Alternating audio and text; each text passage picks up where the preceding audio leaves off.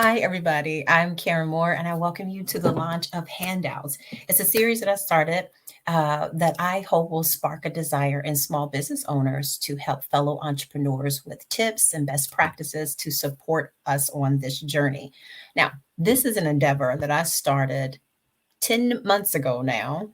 But I also enrolled myself in a product strategy and leadership certification course, and that shows my poor concept of time management, because not only was I trying to do this little series and finish the work that was required of me in this product strategy and leadership course, but I'm also a mom of three school-aged kids at home. I have two adult sons that I am life guide to, one of which is on the life struggle bus. I am a full-time employee at Amazon. I am a wife to a husband who we are both trying to start a joint venture in a nonprofit business. I am a product consultant on the side.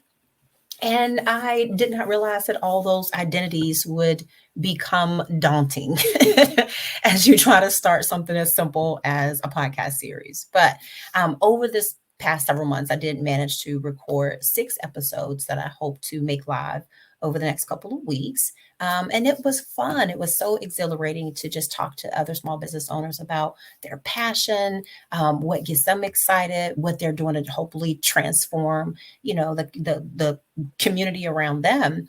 And so I look forward to engaging in these conversations continuously. But I will say, it took me not only 8 months to just do 6 episodes, but I am just now recording the intro video to kick it off. And what kept me from doing just a simple intro was fear. I got into my fear thoughts around whether or not I think it might be boring. I was afraid that people might not find it interesting and not get anything out of it. I started to get in fear about my tendency to ramble, my social anxiety, which causes me to close my eyes at times.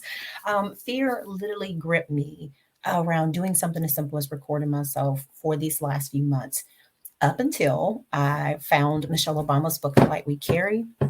And that was just transformative for me. I'm not going to paraphrase the whole book, but I do want to share a snippet from chapter 3, because this was life changing for me. Right. So it starts, I wrote it out. It's because I knew I wouldn't remember all of this.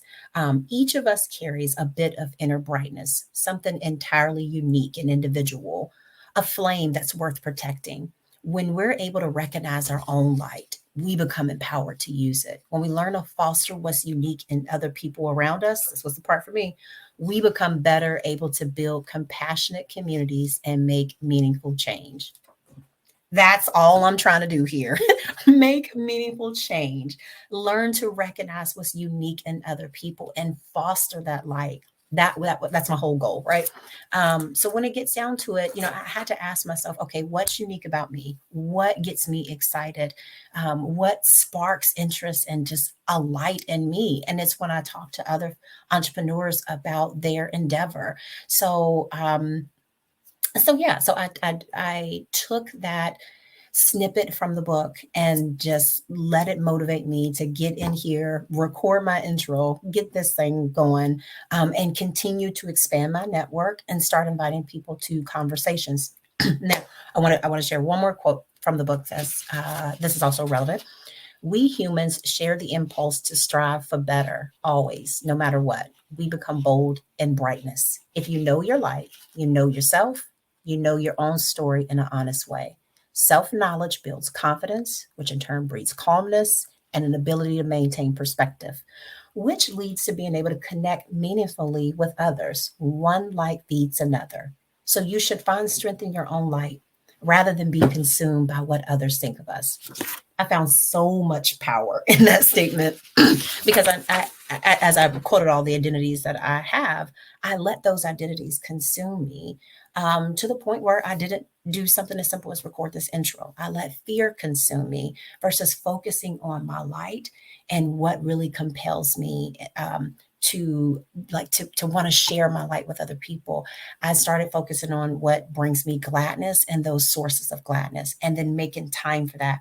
I literally just told one of my good girlfriends that I feel like I don't have time for myself in my own life. I feel like I can't carve me into my own life. I don't know if any of y'all feel that way sometimes, or if y'all who are parents and have full-time employees, you're trying to start something like all those of us who have multiple identities that we are presenting with in life.